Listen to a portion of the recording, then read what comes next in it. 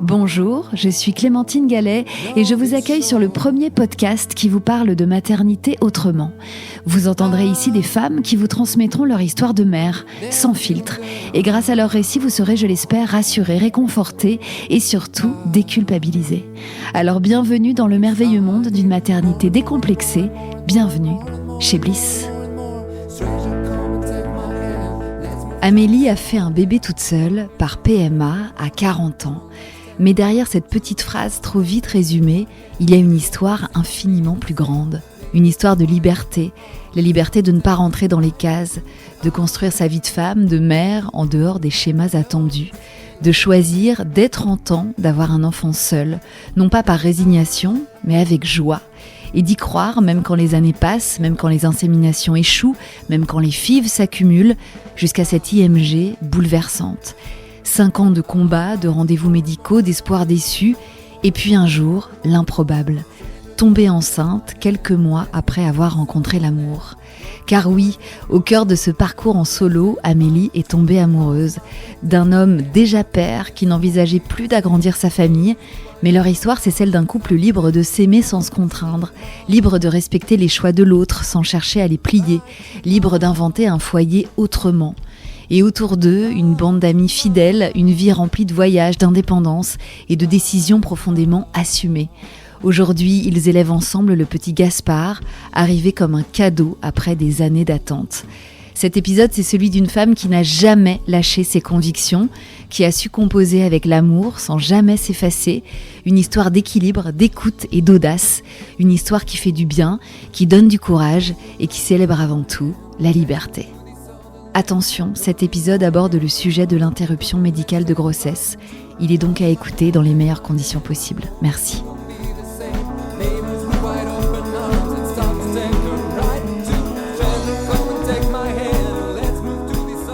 Bonjour Amélie. Bonjour Clémentine. Merci d'être venue de Belgique aujourd'hui exprès pour l'occasion.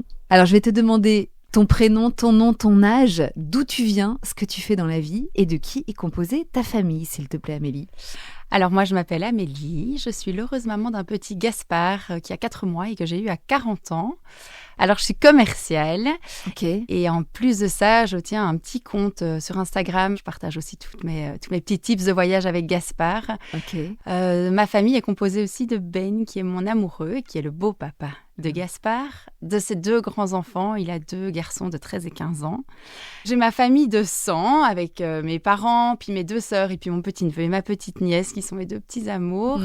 Et alors j'ai une grande famille de cœur puisque j'ai vraiment un gang de copines géniales, parmi lesquelles j'ai mon amie Sophie qui est la marraine de Gaspard. Très bien. Alors, merci pour ces présentations. Tes 2 sœurs, c'est des grandes sœurs ou des petites sœurs ? Ce sont 2 petites sœurs.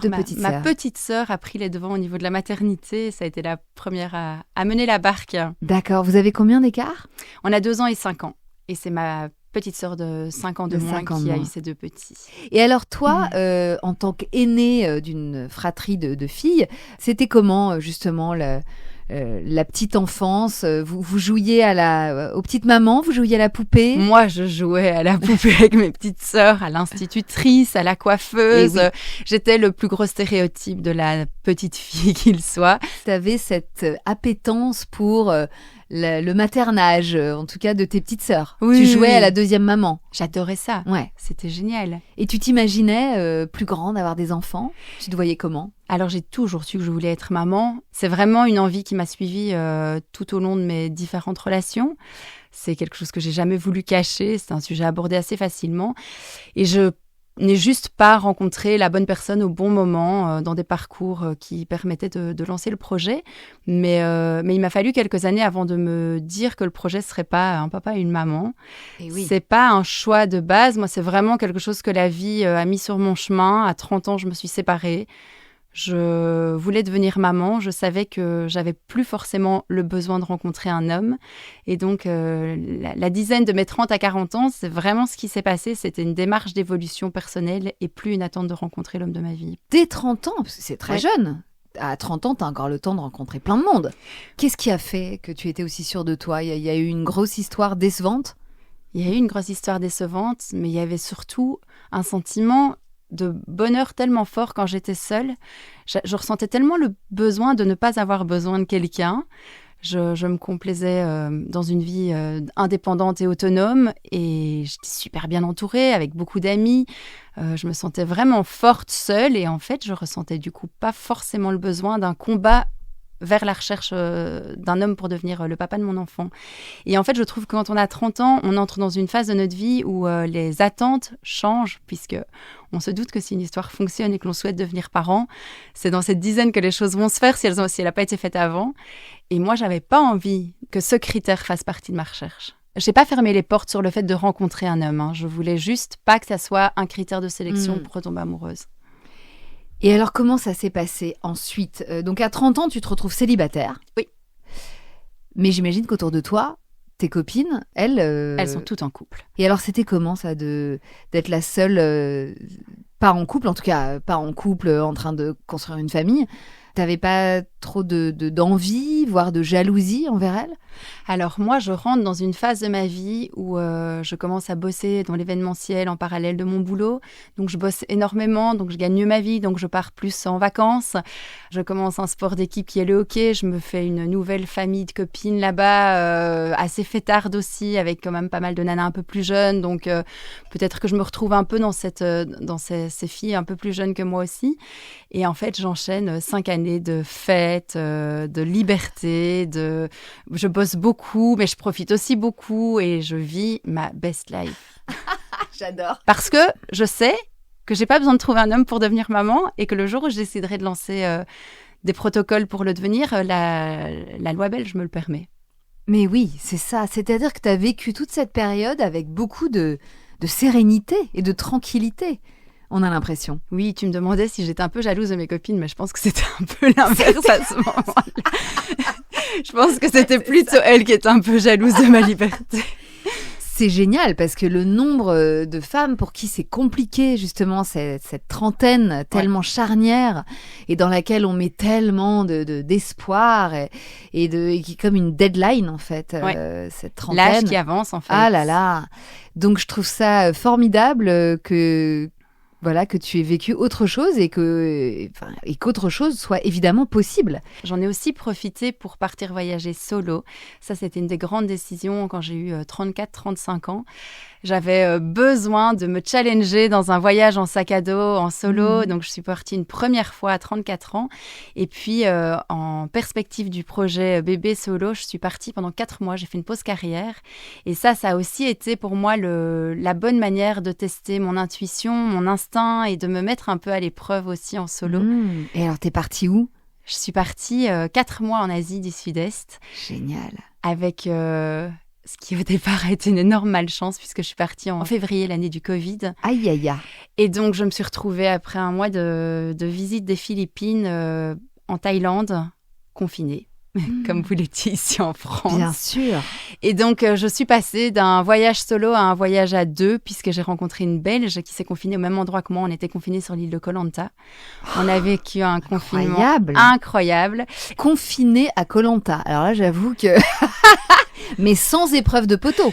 Alors, on avait des épreuves de confort parce qu'en plein confinement, vraiment, il fallait parfois se battre pour avoir accès au marché. Et puis l'immunité, qu'en pleine période de Covid, bien sûr, l'immunité, il y avait des épreuves d'immunité tous les jours. Et alors toi, donc, tu dis que dès 30 ans, tu avais cette certitude que tu ferais un bébé toute seule. Et donc, tu étais renseignée, informée de ce qui était possible en Belgique ? Alors, juste avant de partir, moi, j'étais allée voir ma gynécologue. Je savais, en fait, que ce voyage, c'était le point final de ma vie sans projet bébé et donc le début de ma vie qui suivrait. Donc, je m'étais renseignée auprès de ma gynécologue juste avant de partir. Et d'ailleurs, quand je suis revenue, ça a été la première chose que j'ai fait dans les 15 jours qui ont suivi. Ça a été prendre mes premiers rendez-vous. Donc oui, j'étais informée de la possibilité, en tout cas, de faire un bébé toute seule. Que te disait ton entourage quant à ta situation ? Est-ce que tu leur disais très clairement quels étaient tes projets, justement ? Alors, le projet bébé toute seule, c'était vraiment quelque chose dont j'ai parlé assez rapidement. Okay. Donc, je voulais surtout laisser le temps à la société, aux gens qui m'entouraient d'accepter le projet. Je voulais pas que ça soit mal pris le jour où j'en parlerai. Et par contre, une fois que j'ai lancé mon protocole, que j'ai lancé mes dossiers à l'hôpital, je voulais que personne ne soit au courant. J'en ai parlé pratiquement à personne ou de manière très évasive. J'avais vraiment envie de vivre ça pour moi et j'avais un peu ce rêve de débarquer un jour et de dire à mes copines « je suis enceinte ». Cet effet de surprise, tu vois, où plus personne n'a d'avis à donner, c'est comme ça, c'est fait. Mais donc ça a vraiment été pendant plusieurs mois le plan, c'était de pas vraiment parler de ce projet aux gens. Donc les gens étaient au courant, mais pas au courant des étapes qui allaient suivre. Et entre 30 et 35 ans, personne t'a saoulé, enfin, tu sais, n'a été trop insistant en mode « allez, quand même, t'as cet âge-là ». Est-ce que t'as senti une pression sociale, amicale, parfois pas forcément malveillante, mais tu vois, est-ce que tu as dû faire des mises au point, peut-être des petites mises au point avec certaines personnes de ton entourage ? Tu me parles des questions qui sont « mais tu es si belle, tu vas rencontrer quelqu'un ». Ce genre d'injonction. Évidemment, tu sais. Amélie, tu as tout pour toi. Voilà. Bien sûr que tu vas rencontrer. Voilà. Oui, bah oui, tout le temps. Parce que quand on dit à 30 ans, non mais moi je vais faire un bébé toute seule, j'imagine qu'il y a plein de gens qui t'ont dit « oui, non mais tu dis ça, mais enfin, regarde-toi ». Oui, t'as tout pour toi. Pourquoi tu te dis ça tout de suite, bille en tête ? Laisse-toi la possibilité de... Sors, rencontre des mecs. Enfin, c'est quand même une décision pas banale. Mais j'ai même une amie qui m'a posé la question de savoir si c'était bien sage de partir voyager 4 mois avec cette impression que j'allais du coup perdre du temps et des possibilités de rencontre. Je crois que notre société est encore formatée, ça évolue, mais encore formatée à la famille nucléaire. Mais ouais. Et donc, oui, l'idée du bébé toute seule... Peut-être pas à 100% par choix, mais partiellement par choix en tout cas, parce que c'était presque devenu un choix. Ouais. C'est pas encore tout à fait intégré et je crois que ça fait peur aux gens tout simplement. Donc ce voyage en Thaïlande se prolonge. Tu rentres au bout de 4 mois et c'est au retour de ce voyage que dans ta tête, il fallait commencer à démarrer ce protocole de PMA. Oui, je rentre au mois de juin et au mois de juillet, j'ai mon premier rendez-vous PMA. Ok, donc, et là, t'as quel âge en 2020 ? J'ai 35 ans, je vais avoir 36 ans. Ok. Donc, rendez-vous avec ta gynéco ou une gynéco spécialisée ? Non, directement, j'ai rendez-vous à l'hôpital avec la gynéco spécialisée. Je rencontre une première psychologue qui donne l'aval pour mon dossier, puisqu'en Belgique, quand on fait un projet solo, on doit avoir un dossier qui est validé par une psychologue. Et puis, j'ai mon premier rendez-vous avec la gynécologue qui va me suivre dans mon protocole. D'accord. Donc, quand on fait un bébé toute seule, forcément, il faut sélectionner un donneur. Comment ça se passe ? Est-ce qu'elle t'explique tout ça, les différentes étapes ?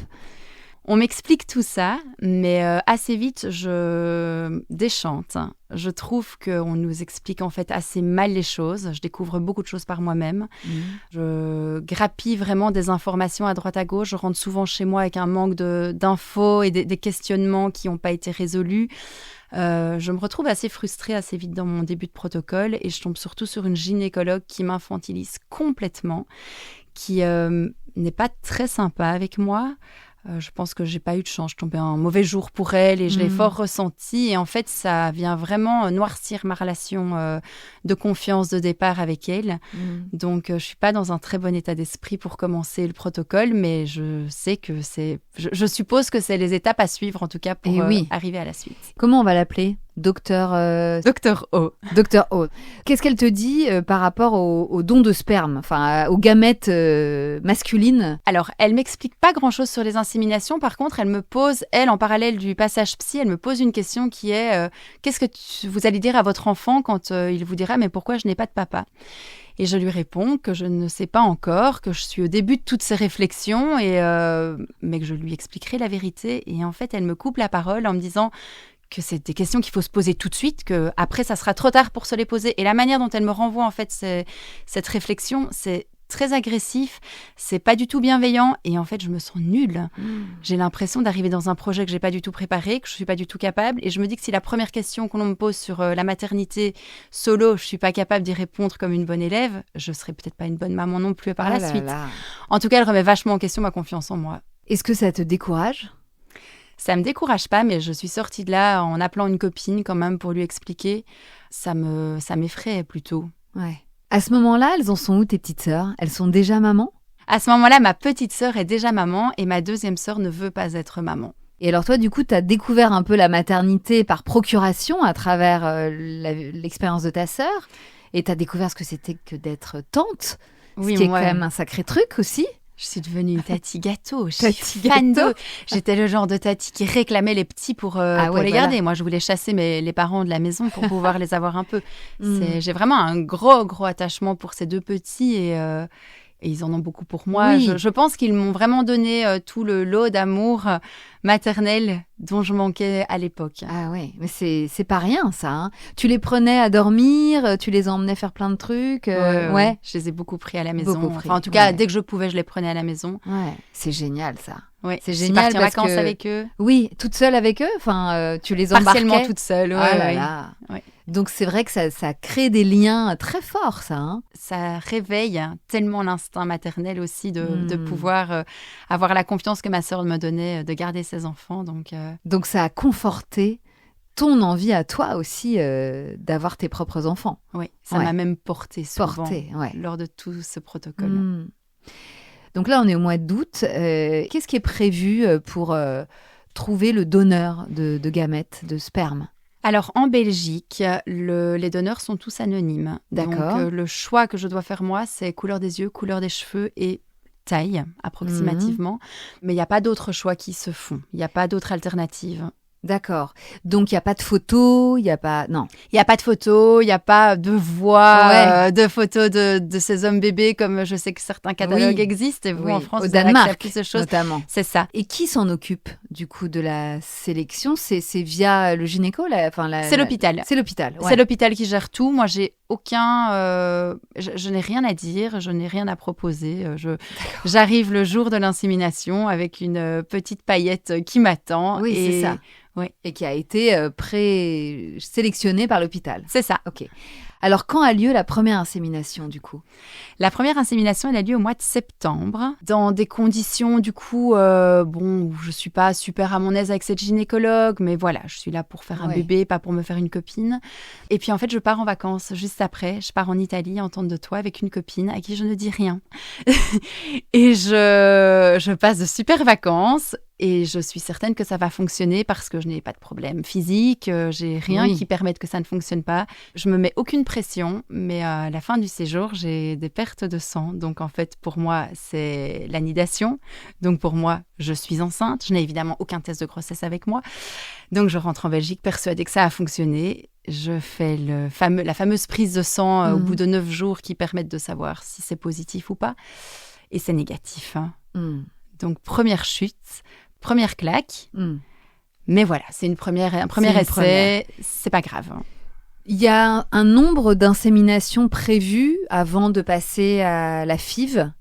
En Belgique, tu as un remboursement mutuel partiel. Ça coûte quand même une certaine somme d'argent, mais tu as un remboursement de mutuel partiel jusqu'à 6 inséminations et tu as droit à 6 FIV en plus. Mais en général, au bout de la 3e ou 4e, les médecins conseillent de passer en fécondation in vitro. Oui, directement. Oui. Ok. D'accord. Donc toi, première insémination qui ne fonctionne pas. Comment se passe la suite ? Alors, comme il n'y a pas de grossesse, le mois suivant, je peux retourner à l'hôpital, refaire une tentative. Je refais une tentative et ça ne fonctionne pas de nouveau. Donc, on en est à la 2e. Voilà. Un mois plus tard, je retourne, je fais une 3e tentative qui ne fonctionne pas de nouveau. Et là, ça devient vraiment particulier parce que là où j'étais persuadée déjà d'être l'exception à la règle pour qui ça allait fonctionner la première fois, moi j'étais arrivée pleine de confiance sur le fait que ça allait bien se passer, cet excès d'optimisme. Mais là, la réalité commence quand même à me claquer à la figure et je commence à me dire que ça risque d'être beaucoup plus compliqué que ce que j'avais prévu. Mais surtout, je commence à me dire que si je me sens pas bien avec cette médecin, je dois peut-être changer. Et c'est voilà une bonne idée. Et c'est ce que je fais. Je me retrouve chez un autre gynécologue dans le même hôpital, ce qui me permettait de ne pas recommencer toute la procédure.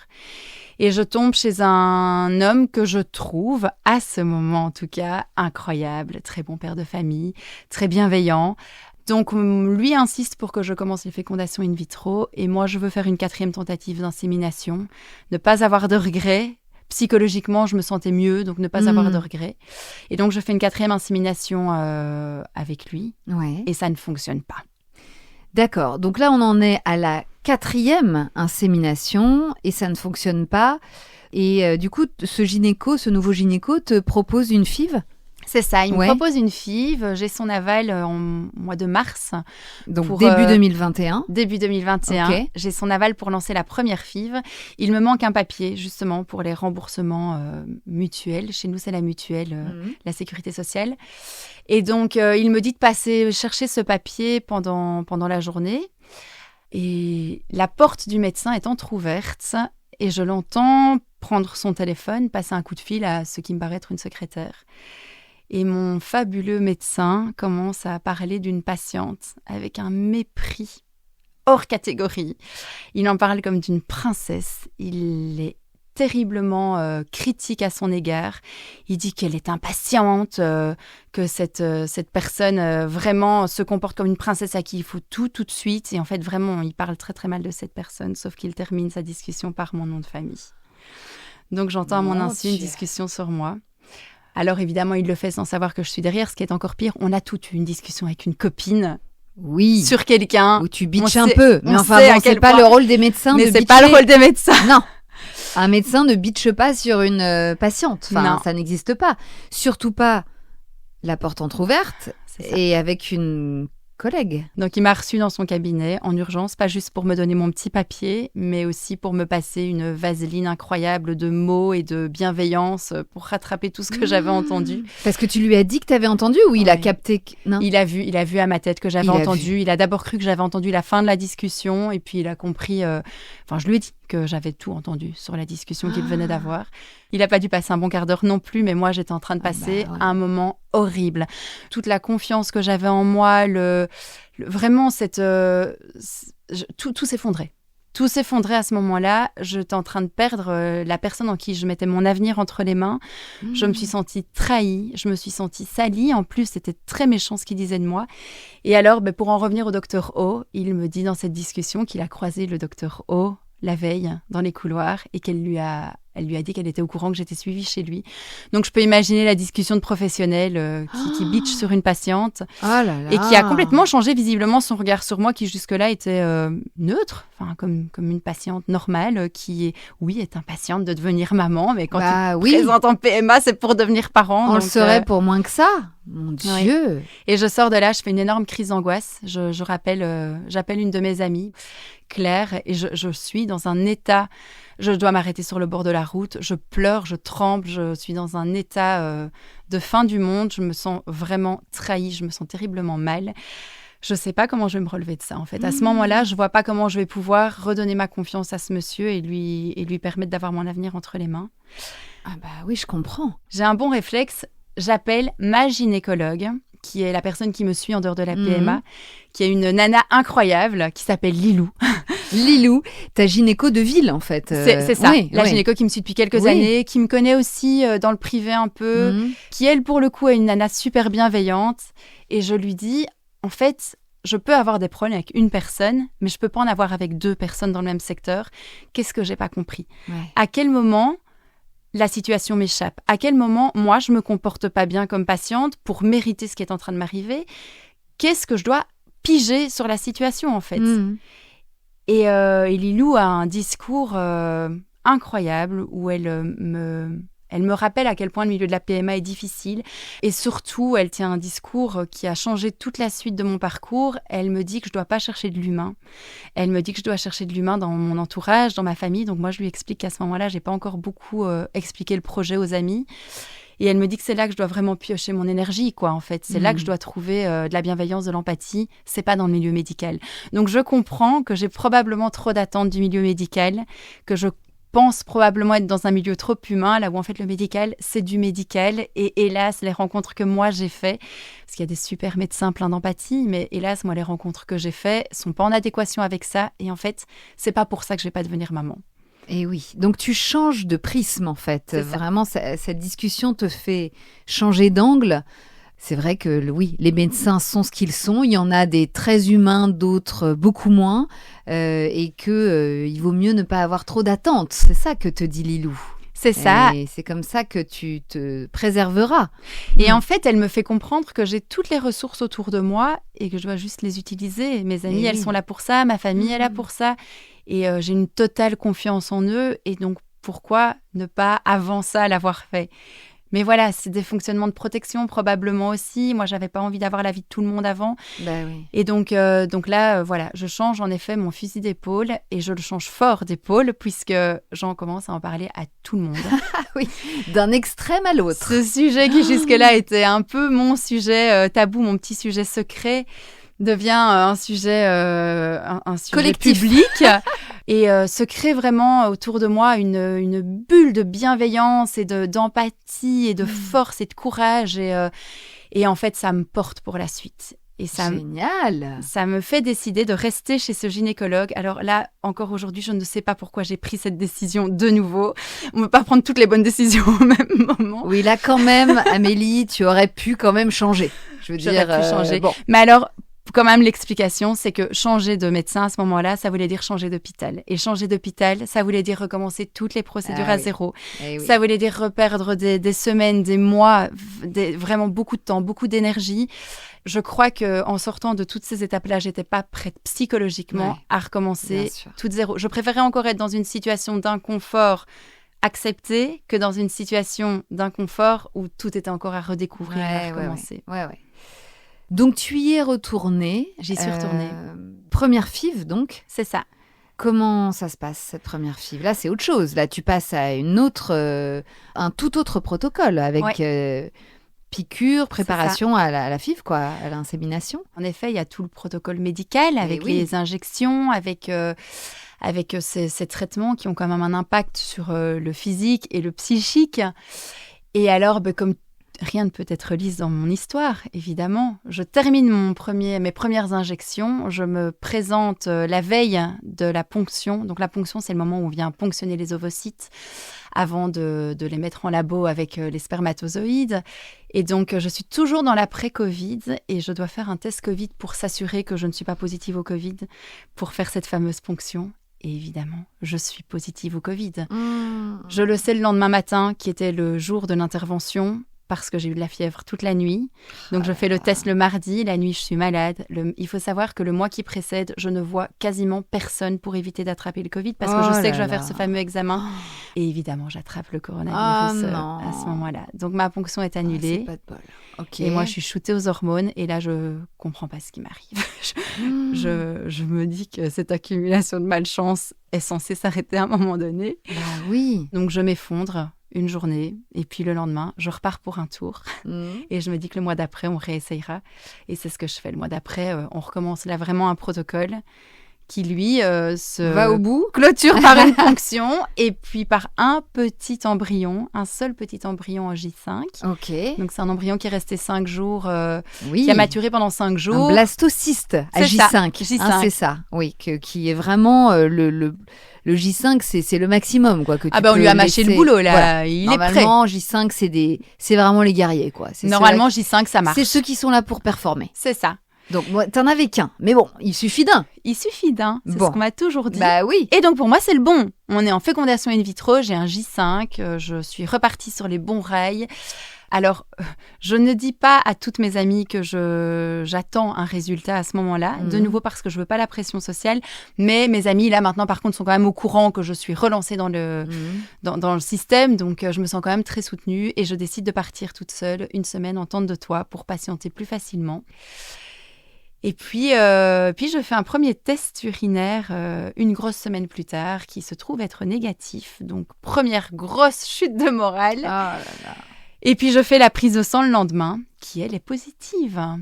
Donc là, je comprends que faire cette thèse de grossesse de manière prématurée, c'est pas une bonne idée. On le sait. Il faut attendre la prise de sang. Donc, crise de joie, là, vraiment le bonheur. Ça y est, je vais être maman, ça a marché. Première FIV, c'était ça que je devais faire. Presque le regret de pas avoir fait ça plus vite. Sauf qu'en Belgique, les prises de sang se font assez tôt. Elles se font à J9 après le transfert d'embryon. Oui, nous, c'est plutôt J15. Oui, et donc 2 jours plus tard, on refait une prise de sang pour vérifier que ça évolue toujours bien. Et en fait, ma prise de sang est en chute. Ça veut dire que je suis en train de faire une grossesse biochimique. C'est-à-dire que le corps a compris qu'il se passait quelque chose, mais il n'a pas accroché ce petit embryon. Donc, en fait, ça n'a pas fonctionné, tout simplement. Le taux de bêta-HCG ne se multiplie pas. C'est ça, il est en baisse. C'est une petite fausse couche. Oui, c'est ça. Ouais. Aïe. Là, j'appelle les copines, je leur dis que ça n'a pas fonctionné. Là, je suis soutenue. Là, je ne suis pas seule, mais je m'effondre, vraiment. Et puis, en fait, là, on est au mois de mai. L'été arrive. Je sais que je ne vais pas pouvoir recommencer tout de suite parce que là, il y a eu grossesse, même si c'est un tout début. Donc, en fait, tu ne peux pas réenchaîner le mois suivant. Enfin, ce n'est pas recommandé d'enchaîner le mois suivant. Et donc là, j'ai mai, juin, juillet devant moi au minimum. C'est l'époque du mondial ou de l'Euro de foot. Enfin, en fait, c'est l'époque des apéros, de la fête. Je dis apéro, mais je bois plus vraiment. Mais on peut quand même prendre l'apéro sans boire d'alcool. Évidemment, heureusement. Donc, été 2021, t'as envie de penser à autre chose, c'est ça? Ou tu te dis, je vais profiter de l'été, mais je me cale quand même un petit rendez-vous FIV au milieu? Non, là, il me faut un off. Ah ouais. Là, j'ai besoin de breaker. J'ai besoin de me sentir libre, légère. Je me sens... En fait, chaque échec en PMA me donne l'impression de m'éteindre un peu. Et chaque échec me donne l'impression de m'éloigner de qui je suis. Vraiment, ça me rend tellement triste profondément. Je remets tellement en question mon projet. Enfin, ça amène tellement de questionnements, de peur.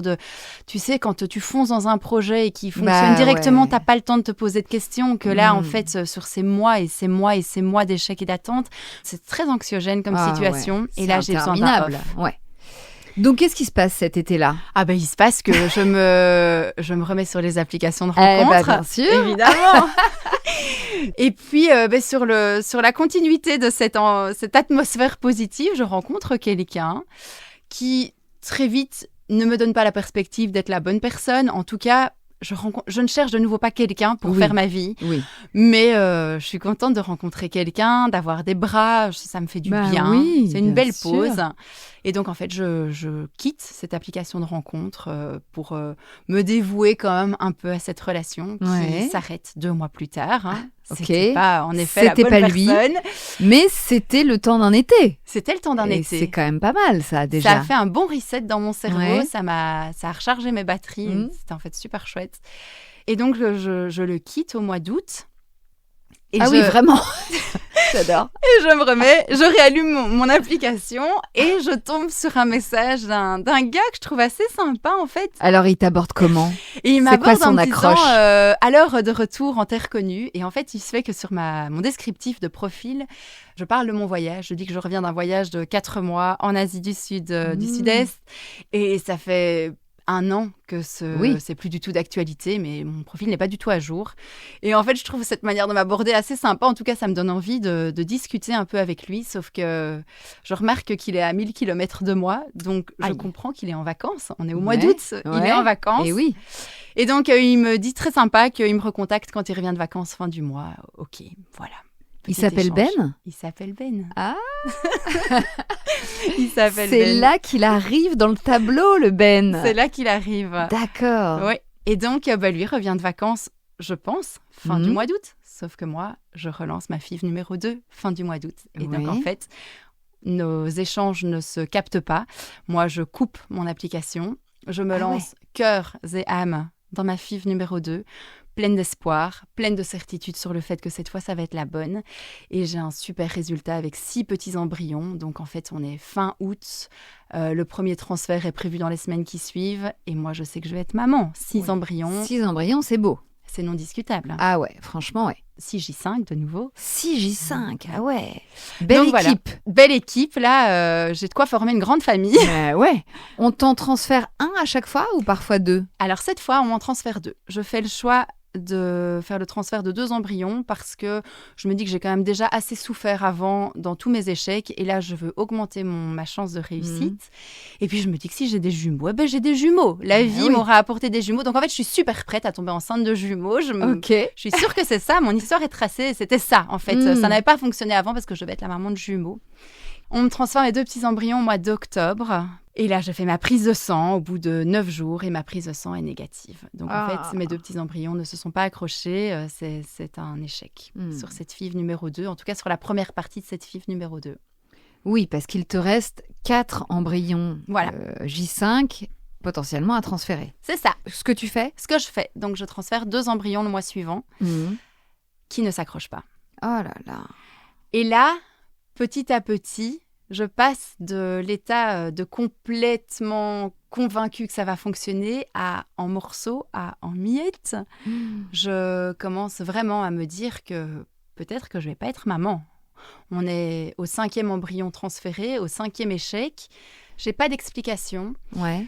J'ai pas de solution cherchée. On change pas les médicaments, donc en fait, on continue sur une lancée qui est sans résultat, mais on cherche pas de solution. Et bizarrement, je bataille pas. Alors de nouveau, ce rapport au médecin où je fais confiance. En fait, c'est son job à lui. C'est pas moi qui dois trouver des solutions.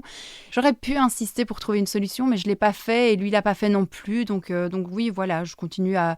Je peux pas dire lui faire confiance vu ce qui s'est passé avec lui, mais je continue à me dire que c'est lui le professionnel et que j'ai pas forcément d'avis à donner là-dessus. Et donc, en fait, on fait le 3e transfert, donc les embryons 5 et 6. Ouais. Je pense que je perds beaucoup la confiance. Après, je sais que ça fonctionne toujours au moment où on s'y attend le moins. Voilà, je me dis que peut-être que le fait de ne plus y croire tellement, ça va me permettre de tomber enceinte. Mais en fait, je continue mes tests de grossesse trop rapides qui sont toujours négatifs. Mais par contre, cette fois-là, ma prise de sang est positive pour la 2e fois. Ok. Et pour la 2e fois, j'apprends 2 jours plus tard que c'est une grossesse biochimique. Là, en fait, je sais que je peux ne pas devenir maman. C'est les vraies réflexions que je me fais, c'est que ça peut ne pas fonctionner. Et je sens que psychologiquement, je suis au fond du gouffre. J'ai jamais été jalouse des grossesses autour de moi. J'ai toujours pensé que mon temps viendrait, mais je commence à avoir du mal aussi à me voir en fait stagner dans la vie, dans cette vie de maternité et de voir tout le monde avancer. Là, je commence vraiment à me sentir en décalage et je sais que mon cerveau a vraiment besoin de nouveau d'un gros off, mais surtout d'un off sans date de fin. Ça veut dire que la première fois, je savais que ça allait durer 3 mois. Là, je veux pas me mettre de date limite et je sens qu'il y a beaucoup, beaucoup de choses à reconstruire. Ouais. Je suis trop détruite, je suis trop triste en fait que ça marche pas. Bah oui, bien sûr. Mais voilà, je décide en tout cas de me mettre sur off sans date de fin. Mais il est quand même décidé avant ce off avec mon médecin de faire ce qui s'appelle la biopsie de l'endomètre. Fin janvier. Ok. Alors cet examen, il est pas OK pour tous les médecins. Il y a des médecins qui sont tout à fait pour, qui trouvent que c'est vraiment un élément intéressant pour connaître un peu. En fait, ça vient tester l'immunité de l'endomètre. Ouais. Donc il y a des médecins qui considèrent que c'est vraiment un élément important pour comprendre. Et puis il y a des médecins qui trouvent que c'est du cirque et que ça n'a aucun sens de faire cet examen. J'avais très peur de cet examen. Ça crée un stress chez moi, une anxiété énorme. Moi, je suis une douillette en plus, vraiment, je déteste tout ça. Si on pouvait m'endormir pour chaque petite chose que l'on fait sur moi, je le ferais. Mais donc voilà, je sais, j'ai ça en ligne de mire pour fin janvier et je sais qu'après, je chasse complètement la PMA de ma tête pendant quelques mois. Et puis, comme la dernière fois, je remets l'application de rencontre sur mon téléphone. Ah oui, là, quand je fais un reset, il faut que je reprofite de tout. Donc, je recommence à sortir, à voir mes amis beaucoup plus. Parce qu'en fait, c'est vrai, quand j'étais dans mes différents protocoles, mes différentes injections, etc., ça modifiait un peu mon quotidien. Là, oui, dans ce reset, j'ai de nouveau envie de plaire, de séduire. En fait, j'ai besoin de bras réconfortants parce que même si à ce moment-là, je parle beaucoup de mon parcours, j'ai beaucoup de réconfort autour de moi, il y a quand même ce côté où émotionnellement, le poids des échecs devient très pesant sur mes épaules et en fait, j'ai juste envie de me poser dans les bras de quelqu'un qui va un peu libérer toute cette frustration, toute cette tristesse. Et donc, bref, je me remets sur cette application de rencontre sans aucune attente, si ce n'est de faire une rencontre éphémère, d'oublier. En fait, c'est un peu comme l'ivresse, quoi. Oublier. Oui, bien sûr. Donc voilà. Mais donc, je reçois un message dans mes notifications dès l'instant où je remets cette application. Ah ouais. Et ce message date du mois d'août. Ah bah oui, c'est ça. Voilà. Et donc là, tu te souviens que effectivement, il y a ce gars qui était loin, mais qui là est revenu. Oui, je me souviens de ce gars qui était en vacances et en fait, de nouveau, je le trouve assez sympa dans ses échanges. Il me propose un verre. C'est quand même gênant, ce moment-là où j'ai envie de dire oui pour ce verre, mais je me rends compte qu'on est 5 mois plus tard. Et donc, je lui réponds... Salut, est-ce que le verre proposé il y a 5 mois est toujours d'actualité? Si oui, je suis d'accord. Il a dû se dire, et donc lui me répond que c'est toujours OK pour ce verre, mais vu le temps d'attente, il me propose d'aller manger un petit bout au restaurant. Donc je suis upgradée. Et ça, on aime ce genre de réponse. On fixe une date pour se voir. Mais du coup, il habite à côté de chez toi ? Il habite pas du tout à côté de chez moi. Donc en fait, stratégiquement, on choisit un point entre les deux. Il habite à 1h30 de chez moi. Ah ouais. Donc la Belgique n'est pas grande, mais j'arrive quand même à trouver un homme qui habite à 1h30 de chez moi. Et on trouve un restaurant, enfin il prend l'initiative de trouver un restaurant au milieu de nos deux maisons. De nulle part. C'est ça. Et on est toujours dans cet après-Covid où à l'époque, on doit toujours porter un masque, avoir les fameux QR codes qui permettent de rentrer dans un restaurant. Et donc voilà, il s'installe en face de moi et il y a une petite étincelle. Il y a ce truc qui fait que je le trouve hyper charmant. Il dégage une confiance en lui très apaisante, très douce. Il dégage vraiment un ancrage qui me fait tellement de bien. Ah oui, immédiatement, rien que dans le regard et sa présence. Il est doux et il est vraiment il est rassurant. Il a une intonation rassurante. Donc, je me sens super bien là, en face de lui. Mais attends, là, vous vous démasquez. Là, il enlève son masque. Là, il enlève son masque, on se met à table, on prend et alors il est canon. Il est canon. Il est canon. Il est vraiment, je le trouve beau. Je me dis qu'il correspond physiquement à tous les critères que je ne me suis jamais fixé, mais que j'aurais pu me fixer en soi. Donc oui, je le trouve beau. Je trouve qu'il dégage énormément de charme. Je le trouve vraiment canon. Il me plaît. Dieu. Et on commence à papoter et la soirée passe, tu sais, comme quand tu passes un bon moment et que tu vois pas les heures passer. Ah ouais. La soirée passe, on se retrouve seul au restaurant à la fin. Je découvre un mec qui adore la montagne, qui adore la rando, qui a un chalet en montagne. Il a un chalet en haute montagne sans électricité, sans eau courante. Et il m'annonce ça un peu peureux, comme s'il n'était pas tout à fait sûr que ça allait être OK de mon côté. Moi, j'ai des étoiles dans les yeux, c'est... Tu lui dis, mec, moi je fais de la tente de toi. Moi je fais de la tente de toi.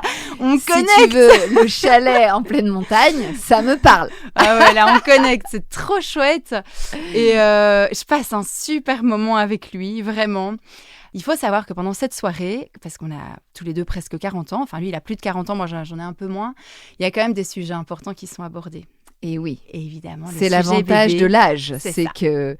Voilà, on sait où on va et où on veut pas aller. On ne parle pas que de voyage, on parle aussi quand même très brièvement de bébé. Et en fait, il me dit qu'il veut plus d'enfants. Parce qu'il en a déjà. Qu'il a déjà 2 enfants, qu'il est le papa de 2 grands-enfants qui ont à l'époque 10 ans et 12 ans. Il en est où d'avec la mère des enfants ? Enfin, il est séparé depuis longtemps. Alors, il est séparé depuis 5 années. Ah oui, ok. Il vit dans la maison familiale qu'il a repris.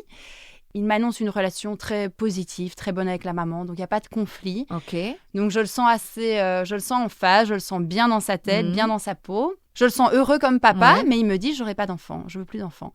Et je lui réponds très spontanément, je cherche ni père ni géniteur, donc tout va bien.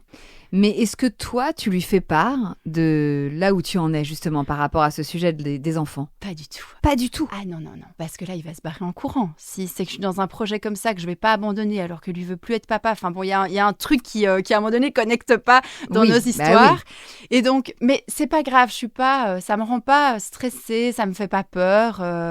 C'est une histoire qui va pas fonctionner, puis c'est tout, quoi. Ça sera pas la première ni la dernière. Ça sera juste une aventure et voilà. C'est ça. Alors, on sort de ce resto. Il m'embrasse langoureusement. Il me saute dessus. Donc, je sais à ce moment-là que je lui plais aussi vraiment beaucoup. Il me dit qu'il me trouve plus belle que sur les photos. Enfin, il est c'est très chouette, quoi. Moi, je suis venue chercher ça. Je suis venue chercher des mots doux, donc je suis trop contente. Et on s'embrasse comme 2 ados sur ce parking de resto. Et moi, j'attends le moment où il va me proposer de rentrer chez lui. Et en fait, ce moment n'arrive pas.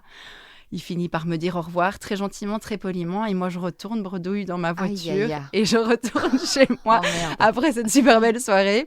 Et je laisse un message vocal à une de mes potes en disant « Écoute, j'ai rencontré l'homme de ma vie. Il est génial, il est incroyable, mais là, je rentre chez moi. » Comment t'expliques ça ? La seule explication que j'ai, c'est qu'il a une réunion demain matin très tôt et il préfère être frais. Ok. Ça n'avait rien à voir avec ça. Il avait appris aussi de ses anciennes histoires et en fait, il avait envie de prendre son temps, tout simplement. Ok. Bon, pourquoi pas ? Pourquoi pas ? Mais en donc, tout cas, toi, t'étais bien frustrée. Moi, j'étais bien frustrée. Et donc, et en fait, dès le lendemain matin, je reçois un petit message, un petit bonjour le matin, que je trouve trop mignon. Et on refixe un rendez-vous une semaine plus tard. Donc, on refixe un rendez-vous cette fois-ci chez lui. Moi, j'ai des papillons dans le ventre pendant une semaine. Je suis trop contente de le revoir. En fait, je me prends vraiment au jeu. Alors, à ce moment-là, je dissocie complètement mon projet bébé, mon envie de tomber amoureuse, mon envie... Enfin, j'avance au jour le jour. En fait, j'ai envie de savourer ce qui se passe. Tu te laisses porter, là. C'est tellement chouette que j'ai pas envie de gâcher ça par des questions inutiles. Donc, tu arrives chez lui. J'arrive chez lui. Il a préparé des raviolis maison ce jour-là. Il m'a fait un repas de roi. Ah oui, c'est le gars qui fait les raviolis maison. Ah là, vraiment, il m'a préparé un petit repas de dingue. Donc, je suis complètement sous le charme. Mon Dieu. Je reste chez lui ce soir-là. Ok. Est-ce que la nuit est aussi belle que la soirée? Non seulement je passe une nuit incroyable, mais le lendemain matin, il refait le lit. C'est beau. Il faut pas le lâcher trop vite. Il faut pas le lâcher trop vite. Et puis évidemment, moi je sais que j'ai toujours mon sujet bébé à aborder. Donc là, je sais que c'est mort, mais je suis complètement sous le charme de ce gars. Et surtout, je commence à me dire que on accroche bien, on s'entend bien. Je commence à me dire qu'il va falloir que je le prévienne de ce qu'il attend. Et oui. Et oui, donc pour être complètement franche, quoi. Ouais. Je veux pas lui mentir. Comme on réaborde pas le sujet bébé, j'ai pas à lui mentir, mais je veux pas non plus le prendre au dépourvu à un moment où il s'est trop attaché. Oui. Donc il faut trouver le bon moment. Et en fait, je lui dis, j'ai quelque chose dont je voudrais te parler, de vraiment important dans ma vie. C'est trop tôt, laisse-moi un peu le temps. Je fais un petit teaser là.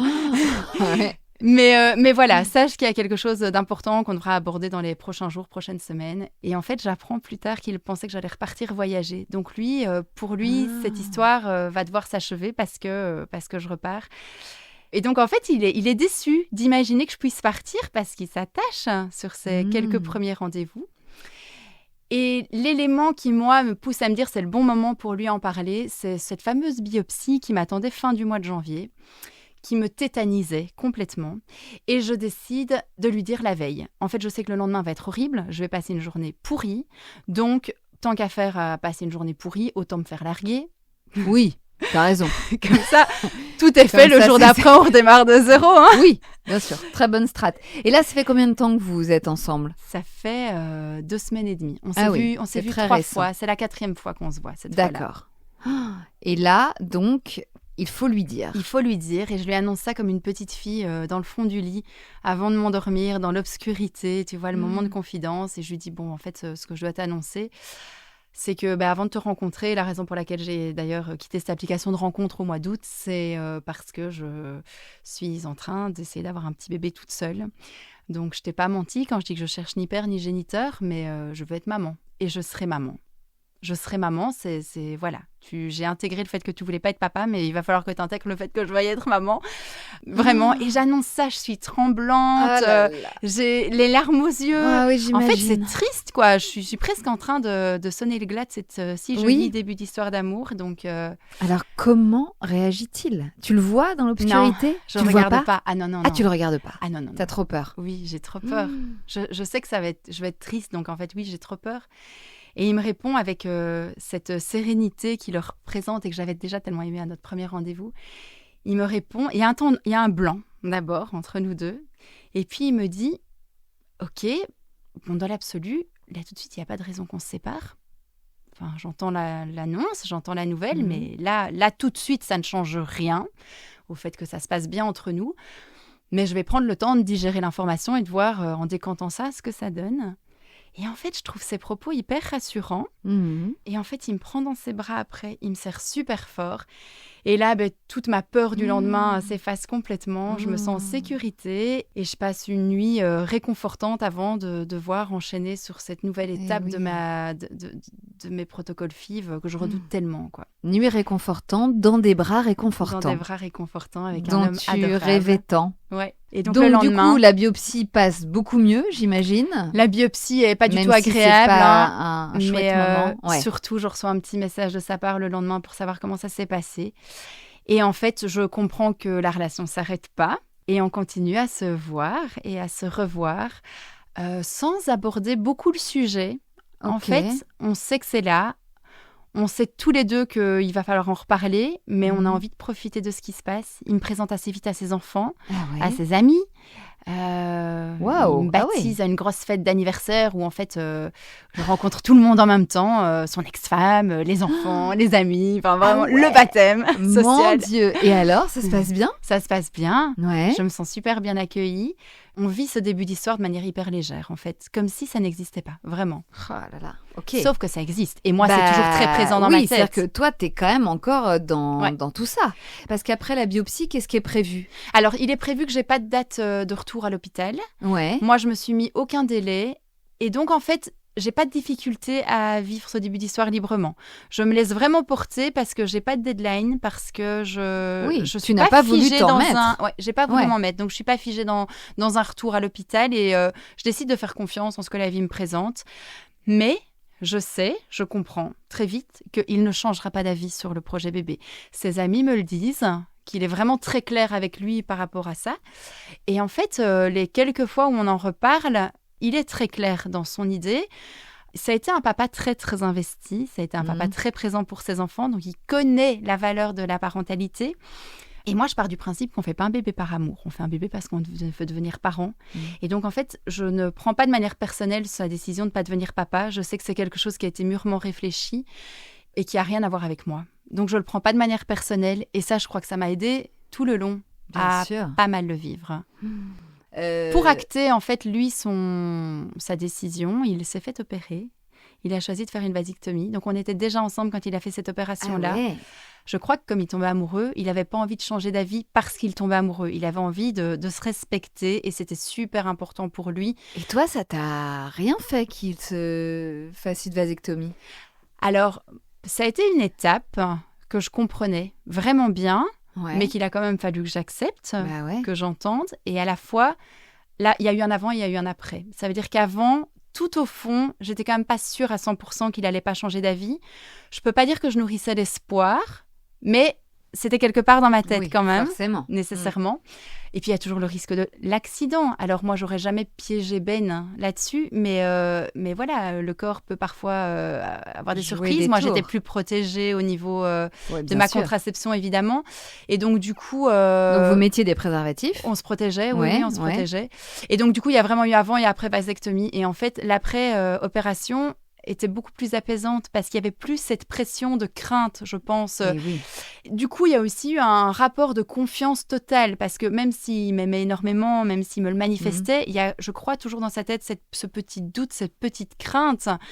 En fait, que ce souhait de devenir maman que j'avais, à un moment donné, prenne le dessus et ne vienne être un gros caillou dans notre relation. Oui. Et je crois qu'il a été hyper reconnaissant aussi de ma réaction, de ma compréhension. Il s'est senti respecté. Mais oui, complètement. Et ça... C'était un geste d'amour et de respect et de compréhension absolue. Ouais, c'était vraiment et qui a été cohérent avec ce que tu lui avais annoncé dès le départ. Ouais. C'est-à-dire que tu ne comptais pas sur lui pour aller au bout de ce projet de maternité. Et ça a probablement beaucoup joué aussi pour l'après, parce que le fait de l'avoir respecté lui, moi j'ai été aussi très respectée en retour.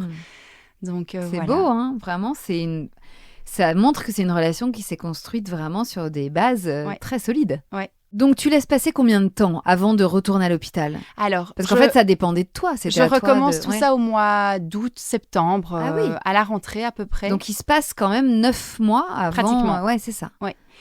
Et alors, pendant ces 9 mois-là où vous vivez votre magnifique histoire d'amour, est-ce qu'il y a quand même un moment où vous vous dites clairement, bon bah voilà, moi je vais continuer les FIV, donc potentiellement, j'espère un jour tomber enceinte, que va-t-il se passer après?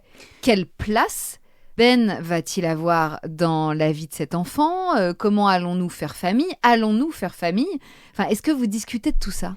On discute de tout ça. Alors, on décide déjà de ne pas vivre ensemble. On a chacun nos maisons. À 1h30 de route l'un de l'autre. Ouais. On aime tous les deux le fait d'avoir chacun nos maisons. Donc, en fait, on choisit de ne pas changer cette manière de fonctionner.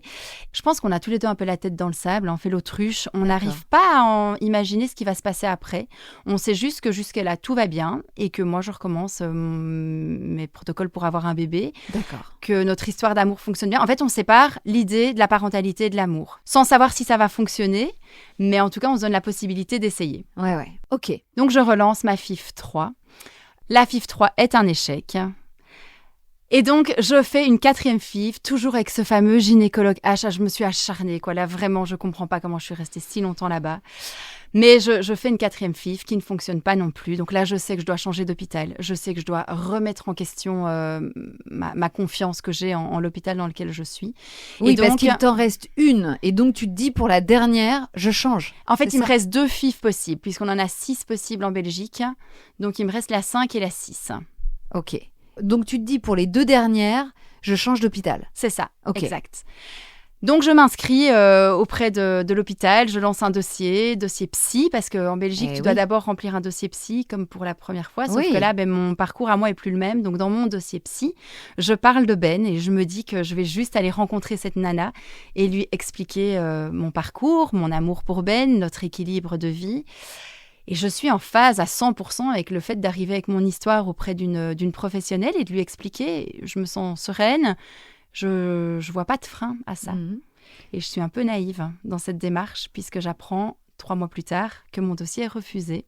Ah là là là. Et là, pour la première fois, Ben est impliqué dans un frein, dans un obstacle de mon parcours. Et je le sens quand même touché par cette étape-là, mais il n'a pas plus de pouvoir que moi. Et moi, je sors de cette décision en colère parce que légalement en Belgique, j'ai accès à la PMA. Je ne suis pas mariée, je suis une femme célibataire, donc j'ai légalement l'accès à cette PMA.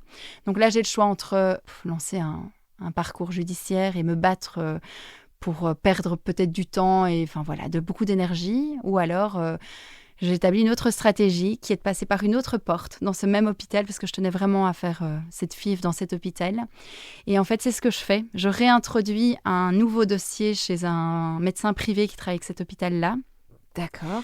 Je sais que je dois être célibataire depuis 6 mois pour que mon dossier soit accepté. Ça, j'ai l'information de la fameuse psychologue qui m'a rappelé pour me dire que c'était un no-go parce que j'étais en couple. Et ça, tu ne le savais pas. Et ça, je ne le savais pas. Je ne savais pas qu'il y avait des critères aussi. Je pensais être accompagnée, moi, par la psychologue. Et en fait, je me rends compte que je dois, d'abord, avant d'être accompagnée, correspondre à des critères. Et mon honnêteté, à ce moment-là, me coûte un refus de dossier. Donc, je me représente par une autre porte. Bien sûr, on lâche rien. On lâche rien. Je ne vais pas laisser une personne décider de mon projet de maternité, mais je suis pas sereine. Je sais que je dois me représenter devant une psychologue qui sera pas la même. Et là, je sais que je vais pas pouvoir être honnête. Je vis 2 semaines où je suis exécrable parce qu'en fait, je suis pas en phase avec mes valeurs à faire ça. Mais je sais que j'ai pas le choix. Oui, il te force au mensonge. Il me force au mensonge. Et donc, je me rends devant cette psychologue qui était une personne adorable. Et j'ai une super discussion avec elle, on parle du donneur. Vraiment, je tombe sur une super chouette nana. Puis évidemment, les questions de couple débarquent parce que ça fait vraiment partie de leurs critères, même si elle ne le dit pas clairement jusque-là. Et donc, je parle d'une histoire qui s'est achevée parce qu'on n'était pas sur les mêmes longueurs d'onde. Mais c'est terrible, en fait, de devoir mentir pour... C'est nul. Je le joue de manière théâtrale parce que je dois être cohérente. Mais je suis pas OK avec ce qui se passe. Je suis triste.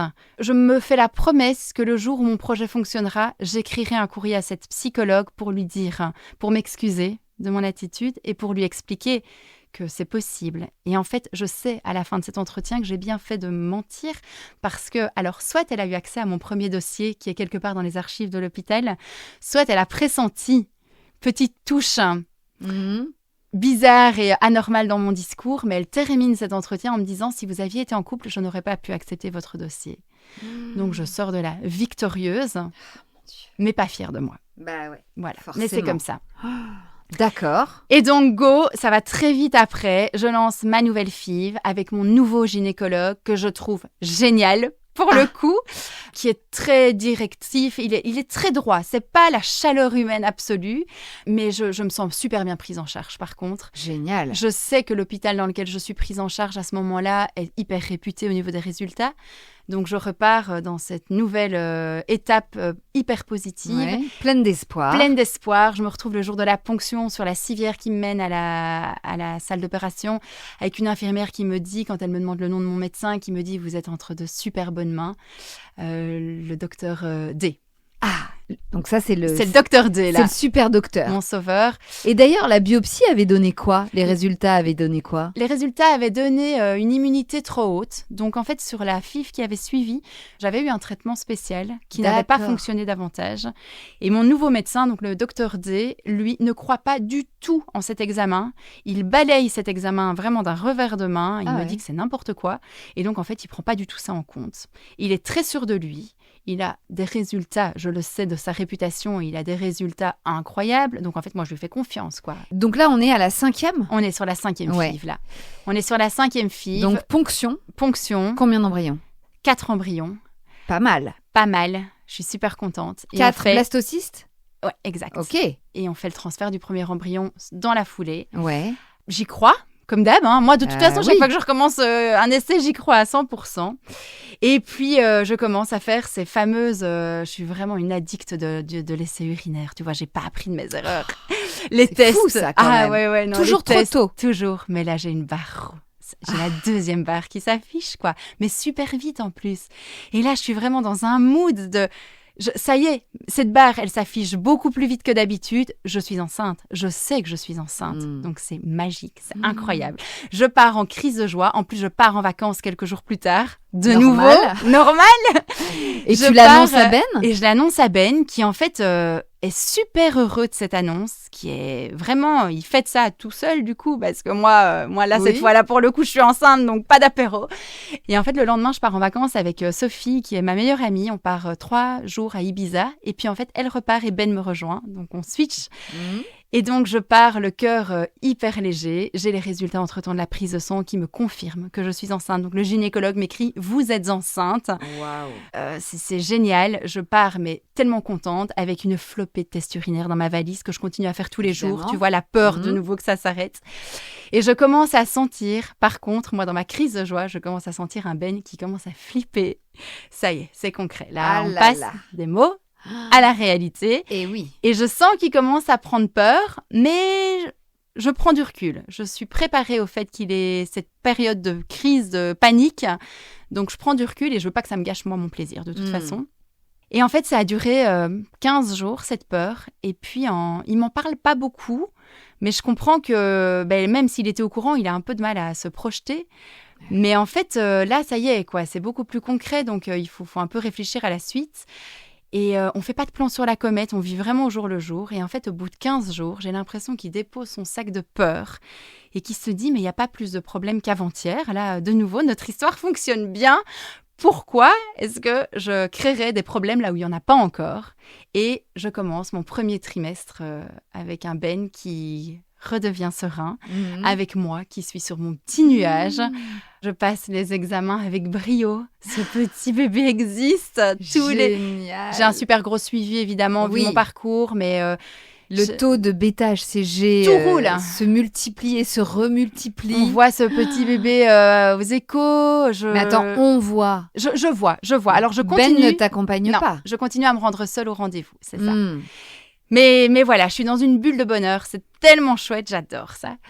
Et puis, j'arrive à la fin du premier trimestre, je me rends chez ma gynécologue, la fameuse Lilou, qui me montre le cœur qui bat. Donc vraiment, elle prend la décision de m'envoyer, elle envoie toutes ses patientes avoir un plus gros contrôle, plus complet chez un de ses confrères.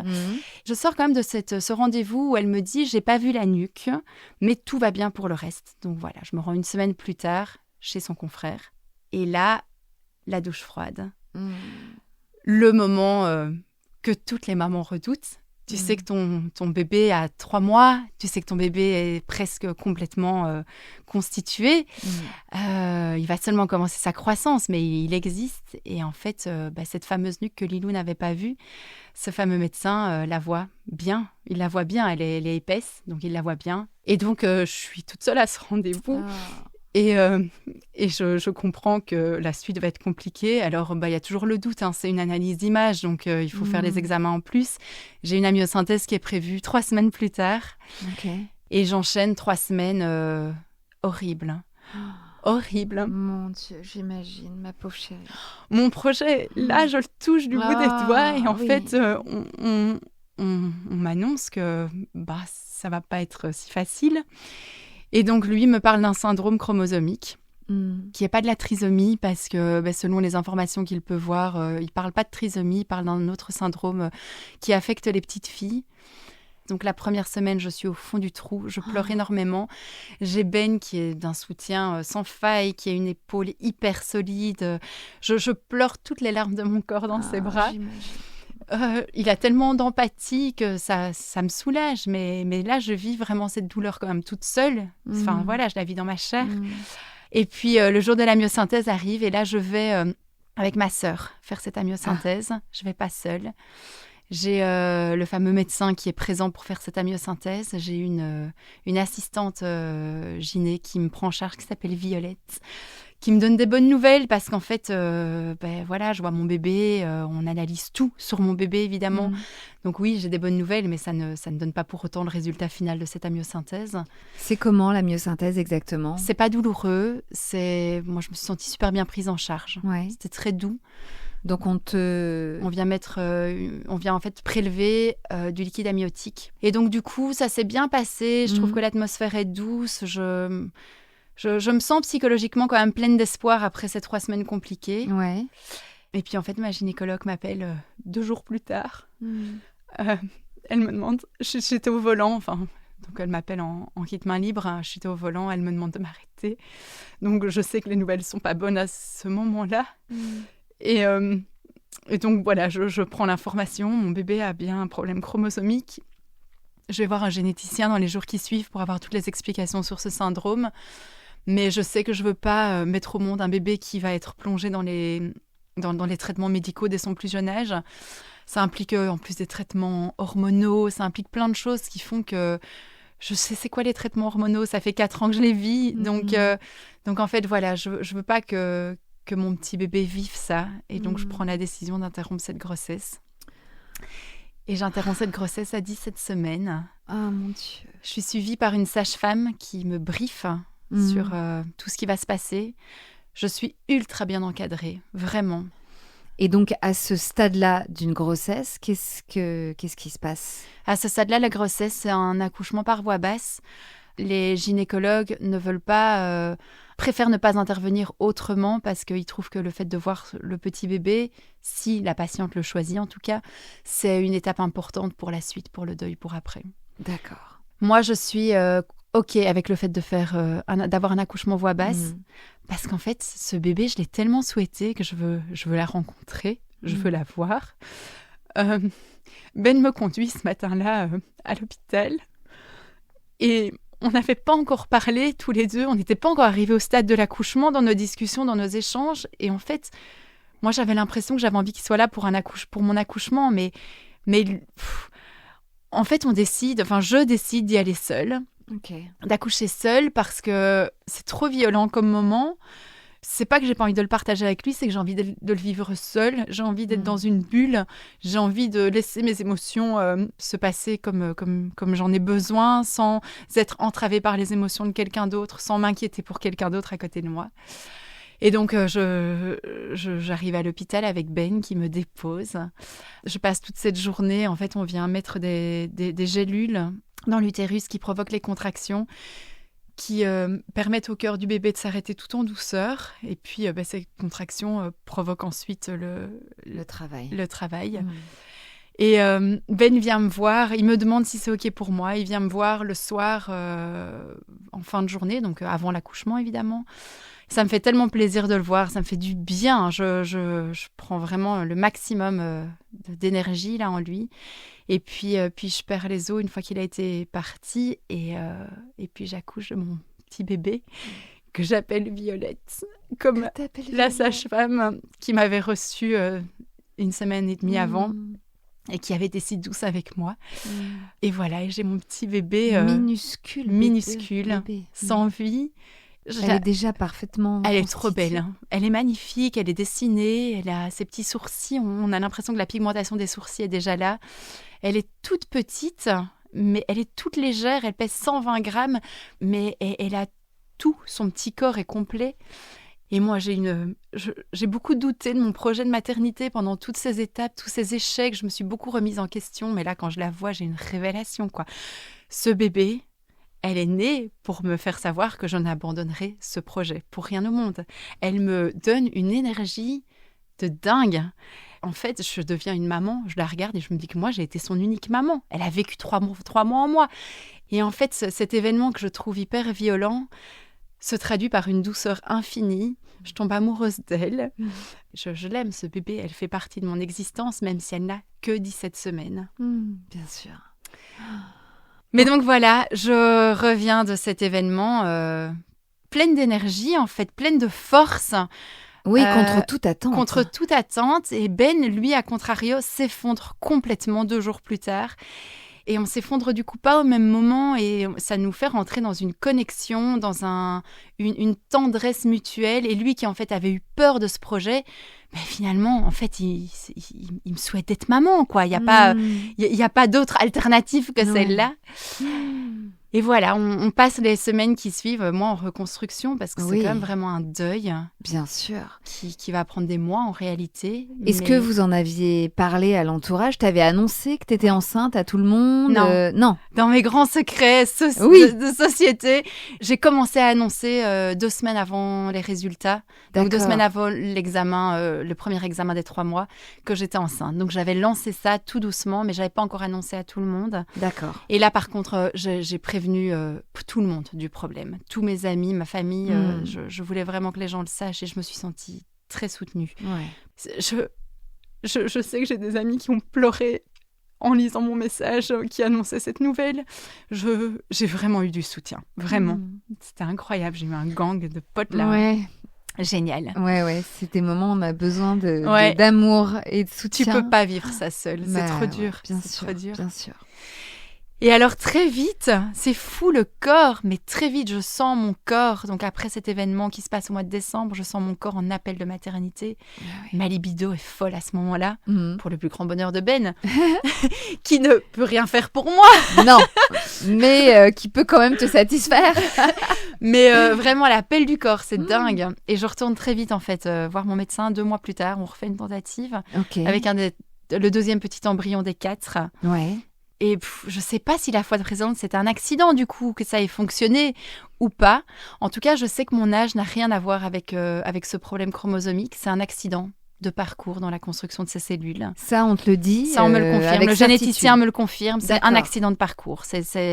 Les autres embryons ne sont pas plus à risque et il n'y a pas de raison de faire des examens complémentaires. D'accord. Donc moi, ma seule crainte, c'est est-ce que cet embryon suivant va s'accrocher ou pas. Oui. Donc au mois de mars de l'année suivante, je retransfère un embryon. Donc c'était 2 mois et demi après mon interruption de grossesse. Ouais. Et je recommence à faire des tests tous les jours. Et au bout de 4 jours, mon test est de nouveau positif. Ah là là. 4 jours, dis donc, t'abuses. Super rapide. C'est de plus en plus tôt. Là, c'est de plus en plus tôt. Et là, moi, je suis heureuse. Je ne doute pas une seule seconde que cette fois, c'est la bonne. Et à contrario, moi, j'ai un Ben en face qui, lui, me dit « Oh, mollo, rappelle-toi tout ce qui s'est passé. » En fait, il a peur pour moi à ce moment-là. Oui, bien sûr. Tout simplement. Et puis, écoute, les résultats sont positifs. La prise de sang est positive. Je suis enceinte. Je plane. Je suis portée par les hormones. Je revis, en fait, cette deuxième grossesse comme si j'avais pas... la peur de ce qui s'était passé, quoi. Je peux pas dire que j'ai pas pris de leçons, c'est juste que j'ai considéré que ce nouveau bébé, il avait autant le droit d'avoir une maman dès son jour 1 qui soit bien. Et donc, en fait, je réappréhende cette deuxième grossesse super positivement, super heureuse. Mon couple avec Ben fonctionne super bien. On est en phase, il est heureux pour moi, il suit ça de près. Je pense que lui, il est armé au cas où il devait y avoir un problème, mais moi, je veux pas voir le problème. Je veux plus voir de problème. Et en fait, cette grossesse se passe à merveille. Ah, enfin. Au bout de combien d'années ? 5 années. C'était le 11e petit embryon. La 5e FIV. Waouh. Donc, le premier trimestre se passe sans encombre. Je suis presque pas malade. Les échos sont nickel. Je suis nickel. Moi, je me sens bien. J'ai pas de gros symptômes. Ben n'a pas sa crise de peur, de panique de la première fois. Et je lui demande de venir à ce premier rendez-vous de trimestre, parce que vraiment, là, j'ai eu trop de trauma. Ah oui, et la première écho. Ouais, la première écho des 3 mois, donc le fameux examen qui avait révélé les mauvaises nouvelles la dernière fois. Et donc, il vient avec moi et en fait, mon bébé va bien. Mon bébé est en pleine forme. Il est en croissance positive. Donc, je lance une grossesse géniale. Et je me dis parfois, la vie a quand même une justice parce que j'ai vraiment une belle grossesse. Ouais. Tout s'est bien déroulé. Aucun stress, aucun examen supplémentaire à faire pour être sûr que... voilà, non, rien. Tout se passe bien. Par contre, mon Ben... Alors, mon Ben, le évidemment. Au début, ça allait, mais plus la grossesse a avancé... La fameuse crise de panique se redéclenche. Moi, à ce moment-là, je suis partie voyager toute seule, avec non pas mon sac à dos pour le coup, mais une valise. Je suis partie en Turquie voyager solo. Je sais que c'est vraiment mon dernier voyage solo. À combien de mois de grossesse ? À 3 mois et demi de grossesse. J'avais envie de ce voyage connecté à moi-même et à mon bébé. Et je sens à distance que lui panique. Je stresse pas, je sais. Ça, cette fois, je sais ce qui peut se passer dans sa tête. Oui. Mais en fait, cette fois, il est vraiment en perspective de ce qui va se passer. Il faut commencer à anticiper la crèche, l'organisation de vie. On ne vit pas ensemble. Toujours pas. On décide de ne pas vivre ensemble. On sait que ça ne changera pas. Mais du coup, il faut un juste milieu dans tout ça. Oui, mais du coup, tu parles de crèche. Il a pris cette mission-là pour lui ou vous en aviez parlé ? On n'en a pas parlé. Il était question que lui participe à ce genre de choses ? Non, il n'était pas question qu'il participe. Donc moi, au niveau logistique, je continue à vivre cette grossesse seule, avec l'organisation seule, mais avec lui, évidemment, dans mon champ de vision. Oui. J'arrive pas à définir une décision pour la crèche, puisqu'on a 1h30 de route entre nous deux. Donc, en fait, pour que tout fonctionne, je me rends compte que si je vis ma vie avec mon bébé de mon côté, ça va être compliqué. Et lui, en fait, lors de mon retour de vacances, après cette crise de panique, se rend compte que pour l'équilibre, il vaut mieux que je prenne une crèche tout près de chez lui. Comme ça, je passe du temps avec lui en famille. Je passe 4 jours semaine, puisque je vais travailler 4 jours semaine, de son côté, avec ses enfants. On peut former une famille, mais moi, je garde quand même ma maison, mon indépendance, mes parents qui vivent tout près de chez moi. Et en fait, on décide que ma vie de maman sera entre 2 maisons. On décide d'aménager une chambre chez lui. Moi, je commence à m'équiper x2. Heureusement, à 40 ans, toutes tes copines sont déjà mamans. Et c'est l'avantage. Tout le monde se débarrasse de tout. Donc, en fait, je ne dois pas tout acheter en double, mais je m'équipe 2 fois, pour chez lui et pour chez moi. Donc, l'idée, c'était que quand lui avait ses enfants, tu habitais chez lui ? Alors, lui, il a ses enfants tous les lundis et tous les mardis. Ah ! Mais pas les mercredis et les jeudis. Ah oui, c'est pour ça que je ne comprenais pas. Il fallait une crèche qui me permette, qui permette en tout cas à nos enfants de passer du temps ensemble, mais sans pour autant avoir l'envie de couple de vivre vraiment ensemble. Oui, c'est d'accord. Complexe, hein. C'est complexe parce que surtout quand il n'y a pas une garde partagée vraiment... semaine par semaine. Semaine par semaine. C'est ça. Ça fait encore des les méandres de cette histoire. La tâche n'est pas simple. Vous avez trouvé comment la solutionner apparemment. Mais juste pour qu'on comprenne, donc la crèche à côté de chez lui, c'était pour que toi tu puisses faire la navette plus facilement. Ouais, c'est ça. En habitant chez lui. Pour que je puisse, moi, vivre chez lui du lundi au jeudi. Ouais. Avec ses enfants. Avec ses et enfants. Ton fils. Et mon petit loup. Oui. Et puis, dès le vendredi et le week-end, en fait, moi, je retrouve ma maison. Avec lui aussi, les week-ends où il n'a pas forcément ses enfants. Lui, quand il n'avait pas ses enfants, il faisait la route dans l'autre sens. Ouais. Donc, en fait, on vit vraiment entre 2 maisons, mais on s'ajuste aux obligations qui sont la crèche et les gardes d'enfants. En fait, on n'est pas du tout dans un schéma figé. Ouais. Et ça, c'est compliqué à comprendre de l'extérieur, mais nous, on s'y retrouve, quoi. Ouais. Si un jour, on a un repas qui s'organise de mon côté, on passe la soirée de mon côté et on dort chez moi. Et quand c'est plutôt de son côté, c'est chez lui. Et donc, simplement, ici, avec l'arrivée du bébé, on doit trouver une structure un peu plus en équilibre, qui correspond évidemment à mon petit bébé. Mais on souhaite garder quand même cette liberté d'entre 2 maisons. Cette flexibilité. Oui, vous êtes flex. On est hyper flex. Vous êtes hyper flex. Oui. J'adore. On ne crée pas de problème là où il n'y en a pas, en fait. Ça. On se donne des options et on choisit la bonne option au moment Mais bien sûr. où elle est la plus adéquate. C'est vous qui avez raison. Ouais. Et alors, est-ce que Ben s'est un peu apaisé au fur et à mesure que la due date arrivait ? Oui, il s'est tellement apaisé que j'ai appelé ma grossesse une grossesse lune de miel. Parce qu'en fait, chaque fois qu'il a eu peur, il s'est rendu compte après qu'il ne voulait pas que notre histoire ne fonctionne pas. Et donc, tu sais, c'est un peu le rebond en arrière et puis le saut en avant. À chaque fois qu'il a eu ces périodes de peur et de réflexion, en fait, il est revenu plus amoureux que jamais, avec la ferme envie que ça fonctionne et de tout mettre en place pour que ça fonctionne. Et donc, j'ai vraiment une grossesse d'amour, de protection, d'affection, de bienveillance. Il était adorable. Et à la fois, moi, je continuais à être super libre, autonome, à vivre ma vie, à voir mes amis. J'étais pas dans un petit cocon de grossesse, à ne rien faire. J'ai continué une vie presque normale, mais avec mon amoureux qui était là pour se réjouir avec moi. Alors, parlons un peu de l'entourage ou des gens que vous rencontriez et qui n'étaient pas au courant de votre histoire un peu chelou. Ah là, ça... Parce que ça a dû être un festival. Toi, enceinte, quand ça se voyait. C'était drôle. Le regard des gens, les questions. Ah oui, alors, votre femme est vous êtes en Non, je ne suis pas le père, mais je suis quand même son mec.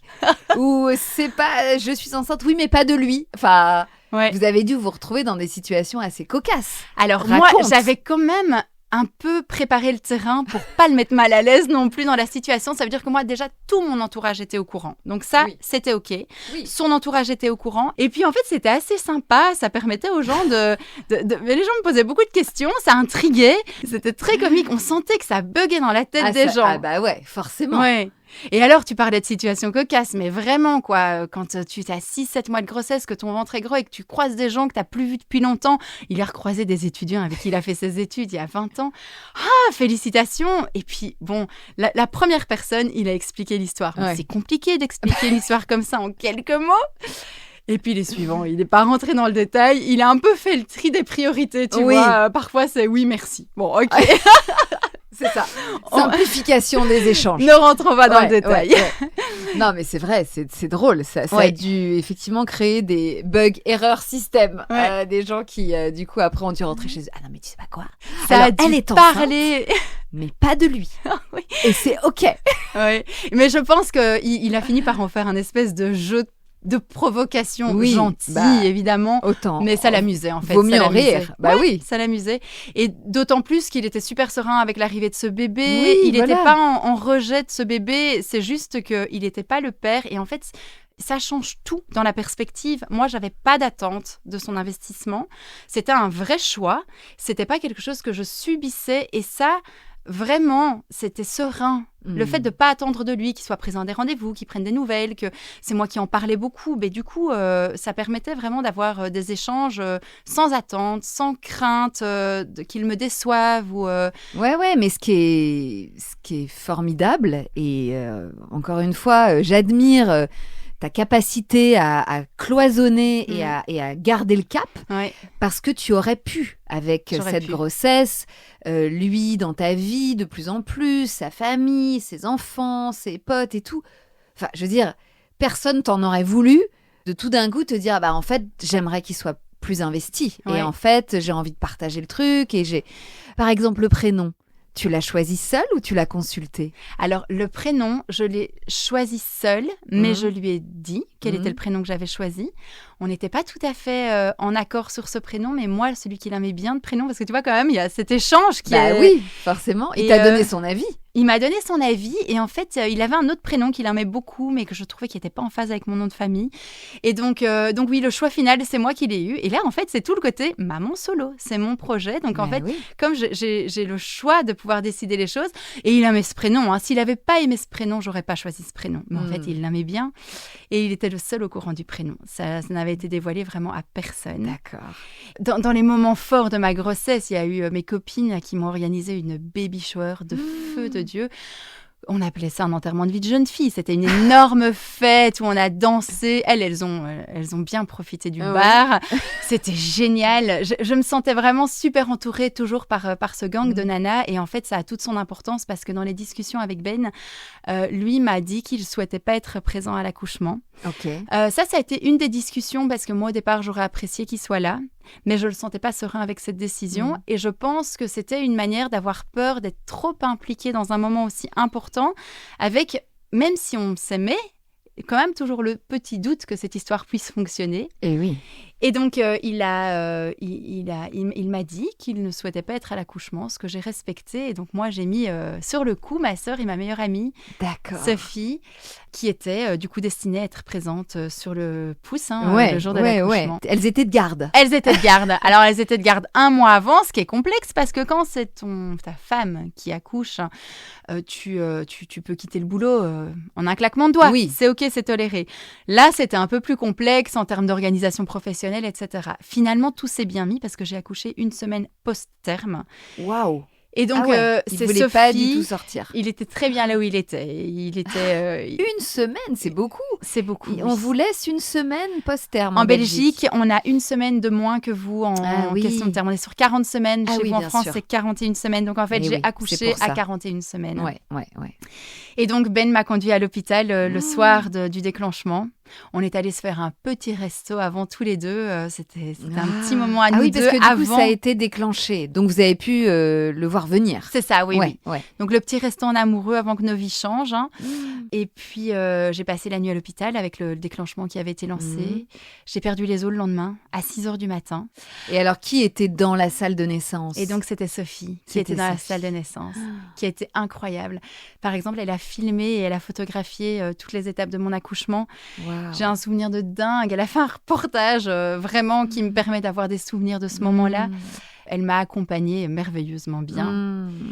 Et, fabuleux. C'était un moment... Le travail n'a pas été incroyable. J'ai pas aimé ça. J'ai trouvé ça difficile. Ouais. Ça a été dur, très long, très dur, très fatigant.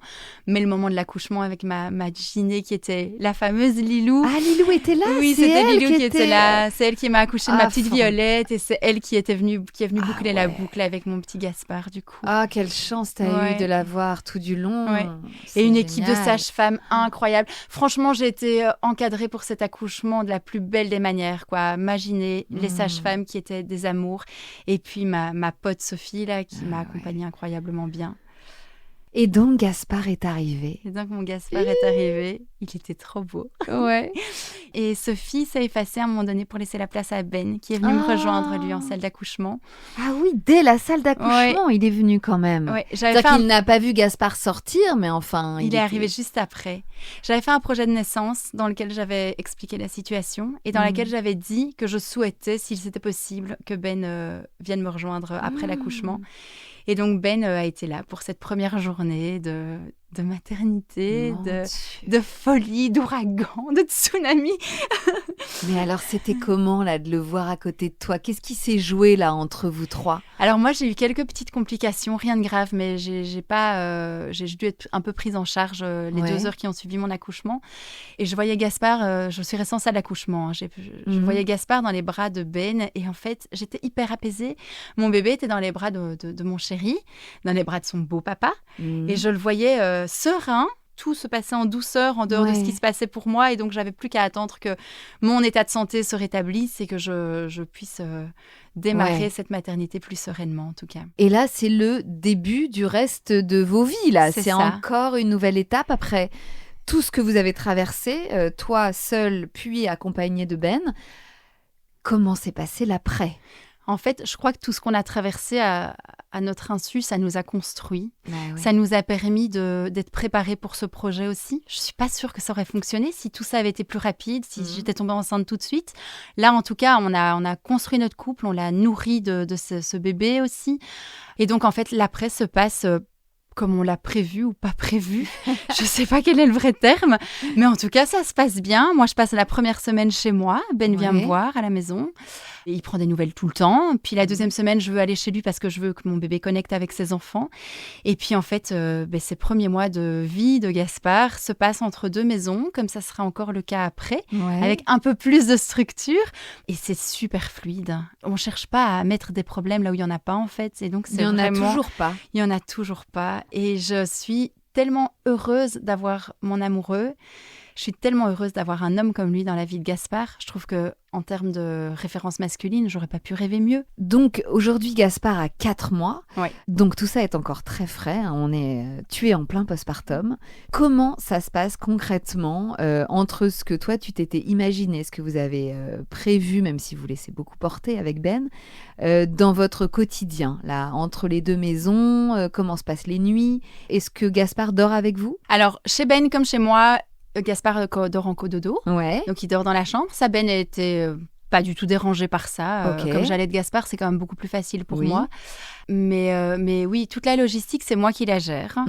Et puis Ben, c'est mon amoureux et c'est le beau papa de Gaspard. Et il a une vraie connexion émotionnelle avec Gaspard. Mais par contre, j'attends pas de lui qu'il organise les nuits, par exemple, ou qu'il se rende disponible pour d'autres obligations. C'est moi qui m'occupe de tout ça, sans aucune attente. Et donc, ça rend vraiment la relation très fluide. Et les 2 grands enfants de Ben, comment ils ont accueilli ce petit Gaspard ?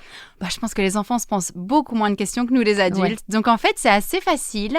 On en a parlé tout au long de la grossesse. Ils ont été informés de tout, de la manière dont Gaspard était conçu aussi. Et ils sont assez fans, en fait, du petit. Donc, en fait, on forme vraiment une famille où toutes les connexions émotionnelles sont comme une famille classique. Mais l'organisation, elle, se compose comme une famille recomposée, par contre. Oui, c'est ça. Et donc, les moments où toi, tu es chez toi avec ton fils, vous êtes que tous les 2, te conviennent et te comblent autant que les moments où tu es avec Ben et ses garçons, quoi. Ouais, j'adore être à la maison avec mon petit loup. Je vis ma vie comme je veux avec lui. Et puis, j'adore aller chez Ben parce que du coup, il y a toute une osmose, une atmosphère, une énergie familiale dans ces moments-là. Je trouve que c'est assez complet. Ouais. J'ai un peu tout. En fait, j'ai l'impression d'avoir tout. Mais c'est ça.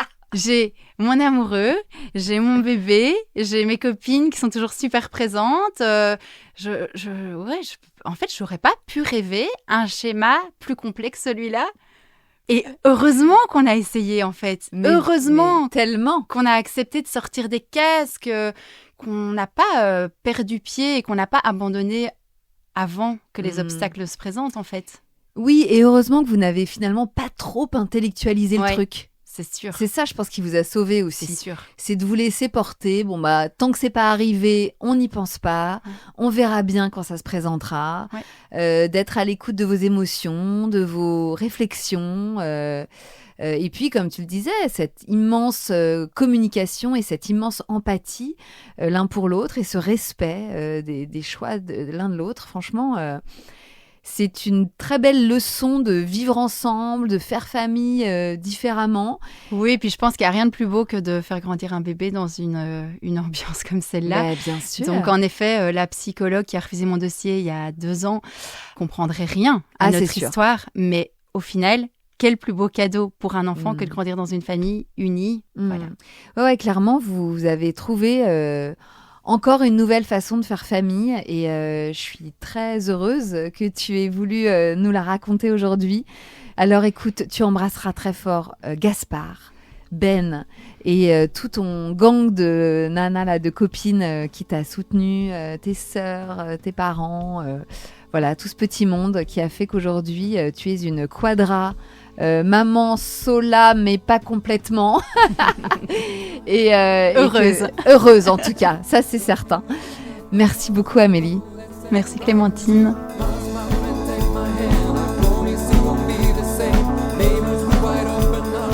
Et voilà, c'est la fin de cet épisode qui, je l'espère, vous aura plu. Merci encore énormément à Amélie de nous avoir raconté son histoire un peu hors du commun, mais tellement inspirante.